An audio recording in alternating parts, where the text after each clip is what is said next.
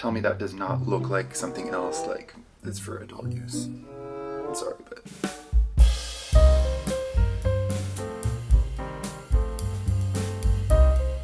Well, hello there. Welcome back to my channel. I'm Aaron, aka Visionaaron, and today I'm getting ready for a really cool costume party in London, England, where the theme is Tim Walker on acid. If you know Tim Walker, he's a fashion photographer that does kind of like dreamy, surrealist images, a lot of pastels, or just kind of surrealist type aesthetics and vibes and kind of romantic. So it's going to be fun. There's going to be some fun creative people, but also just normal people. And I don't know if everyone's going to go all out, but I know a couple of my friends are. So I want to make sure I make an outfit that is going to complement one of my friends who is going to be wearing a kind of partner costume to mine. And it brings me to today's theme that I wanted to talk to you about, because I love the idea of transformation, which is why I have a huge butterfly collection. Stay tuned for that video when I share that with you. But also, it got me thinking about the inspiration for the costume today, which is I'm going to be a sort of white swan themed costume, and my friend is going to be a black swan. I gotta do some makeup. I'm just gonna do like a quick kind of black, almost like Blade Runner smoky eye, and throw a mask on it so that I'll look more like the swans that I've repainted for my costume. Maybe I'm gonna go out and about around London with my costume too and see what adventures I get up to. So something I wanted to talk about while I was thinking about the inspiration for this costume, which is swan. I think about how we use the swan as a symbol for beauty and how there's this story of the ugly duckling.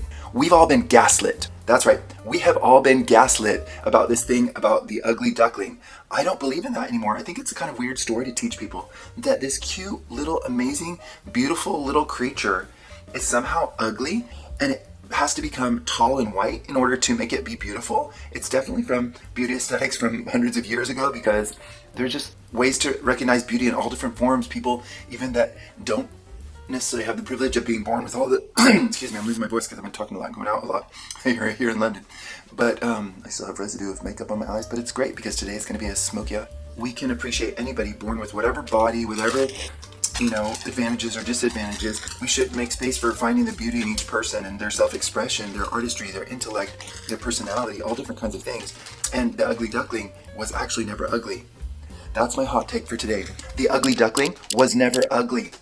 We're just told by society to think that just because it hasn't matured yet, it's little fuzzy and gray or something, it hasn't become tall and white, problematic, that somehow it's ugly. I don't believe that. The ugly duckling was always beautiful. That's my lesson for today.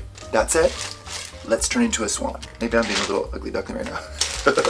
Losing my voice. So I'm gonna head over to Battersea Park because I was told they have these boats that are like pedal boats that have swan shapes. I don't know if I'm gonna wanna rent one because I don't wanna just pedal on my own and I don't have anybody helping me to film today or anything. So I'll see what I can do, if they'll let me get on there for a photo or for a little quick shot or something like that, or just have them in the background of me looking like a swan with some other swans. Alrighty, let's get some smoky eye on smoky. Did someone say smoky? I'm basically just gonna do this like a finger painting kind of technique.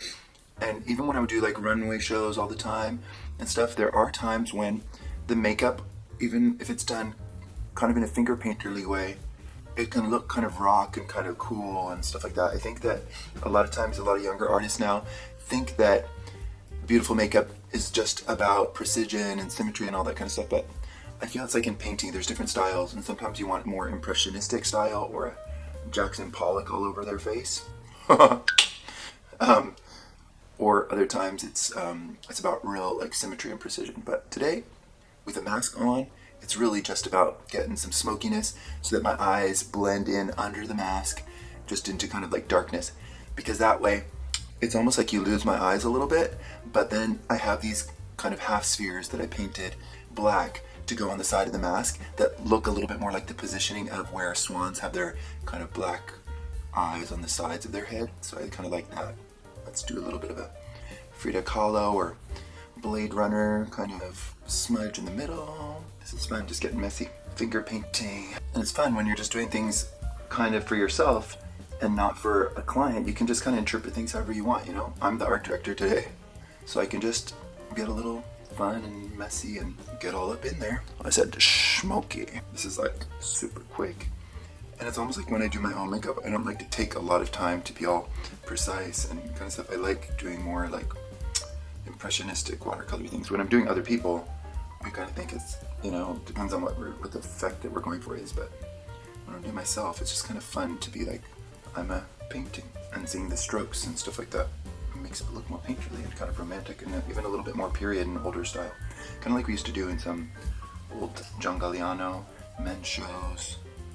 We'd sometimes do like almost like a little bit of like a bruisey eye when I worked on Pat McGrath's team. Let's get my wig caps on so that my head will take more of the shape of the swan. I'm gonna have my head be a little bit more like rounded. At first I was thinking of doing white hairspray, or I actually was making a piece out of lace, but I realized it's better to do wig caps with a little lace band that I made so that it kind of finishes off the edge a little bit, but you'll see. So I'm layering these wig caps just because they're pretty sheer, and if you ever put on wigs, you know, you can always start lower and then push it back so that makes it slip just a little less. I'm not going to be doing any acrobatics like drag performances in this, so it just has to last me for the party and my little adventures around the park in London town.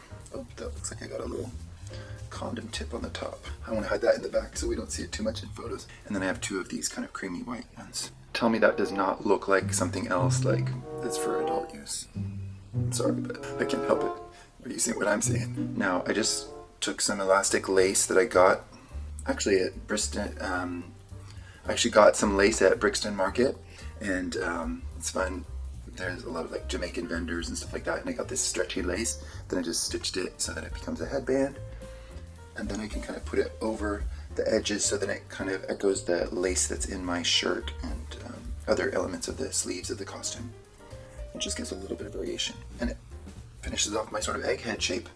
Now, let's check out what it looks like with the mask. Yes, Swan Prince, Swan Queen. Oh, actually I should have done this before, sorry.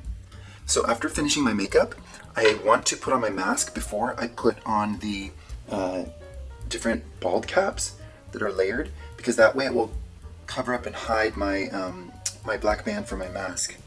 So I'm actually going to tie my mask on pretty tight and then go over it with wig caps. Okay, I'm going to try to tie that again, just make it a little tighter. Come on. No, it keeps loosening up. Dang it. I'll get there. This is not riveting entertainment for you. Sorry about that, but we'll get there. I'll see you get there. If you ever get there. Can you tie a bow as if you're a 5-year-old trying to tie their shoelaces? Yes, I can. And there we go. So once we have the mask on, then I'm going to start putting on my different layered wig caps so that I can kind of cover up the darkness of my hair. I do have white hairspray and dry shampoo that I could lighten my hair with, but I'm just going to go for natural because it's okay. Ugly duckling my ass. Alright, oops, I forgot to talk about my beard. Let's fill in my beard a little bit. So I just want some kind of brown pencil to give my beard a little bit more contrast and drama, definition. One of my favorite styles of makeup to do is, looks kind of like old theater makeup, where I kind of look like I'm in a ballet, or I'm not doing like full-on ballet, kind of Swan Lake, but it's almost like taking a little bit of Swan Lake, but done in a sort of like more like Venetian carnival style. I also have a little mask that I have to put on top of this mask because it's going to go with my friend Vanessa's mask. And then once I do the little strokes, I go through it with the little spoolie on the end to kind of mess it up a little bit so it looks a little bit more organic. Did you know that they actually have beard transplant technology? I was like, I could get a beard transplant to like fill in the little gaps. I don't know.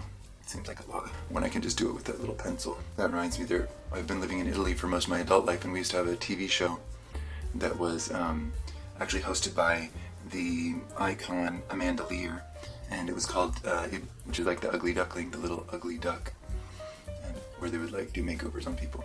But if you watch some of those things with the values of today, it's a little bit, sometimes it's a little cringy, but we had to go through that to get to where we are today. All right, my swans and ducklings alike, all of you are beautiful.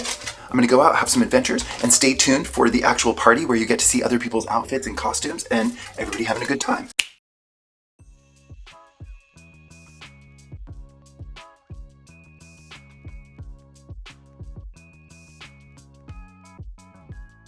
Oh no, my dreams are shattered. I came here thinking there was gonna be some swan-shaped boats, which I saw online, but they're not here. They just have normal shaped boats. No swan-shaped boats for me. boo-hoo, but I'm making a lot of people happy here in Battersea Park with my outfit, and that's my reward. I'm glad I found at least one real swan on the little lake at Battersea Park. Welcome to Swan Lake, where the only swans are the ones I have on my shoulders. The others are hiding out from me. I don't know where they are. That was a lot of fun. Now let's go to the actual party. Hello. Hello. Hello. Hello. Hello. Hello, everybody. Oh, what you doing? Look under my skirt, you scoundrel. Thank you. Hi, good, everybody. I love being dressed up with other people who appreciate the effort that I put into my look. I love seeing some of my creative friends like Jess, who's throwing the party, and she has an amazing collection of costumes, and her house is actually kind of surrealist Tim Walker vibes all the time. It's so cool. And my friend Vanessa, you might know her from Instagram, the wigs and makeup manager. She's so cool, so creative. She does tons of special effects and all these really advanced complex makeup and wig styling. She actually has a course for wig styling also. That's pretty cool if you want to get your skills leveled up there. And some other new friends like James, who was on Glow Up, and Sophie. Sophie is an amazing artist. She's just so creative. You have to check her out. She's a stylist and designer and jewelry designer and just overall creative human being that you should check out. And her partner Anthony, who's a photographer who does amazing work and even has a book of all the most colorful creative characters in London that you should also check out. A real cool, interesting creative crowd of friends that I have here in London. So it's always fun for me to come and join them and share my creativity and appreciate and be appreciated by other creative people. Man, that party was fun, but I did want to make a couple of little videos in the street as the sun was about to rise after the party, dancing around in the streets of London at night and hearing the birds chirping as they are waking up while I'm about to go wash this off and get ready for bed. I hope you're having a good time watching me get ready and going out and having fun. If you enjoyed this video, you might find some of my other videos interesting where I just share my creative lifestyle, dressing in a creative way, decorating my house in creative ways, upcycling things for my house and for my clothing, making my own clothes and accessories, and just being colorful and creative in my lifestyle. I hope to inspire other people to be more creative with things that they have. It doesn't have to cost a lot of money, and it's just costs some creativity and some of your hard work. So go check those out and let's keep going.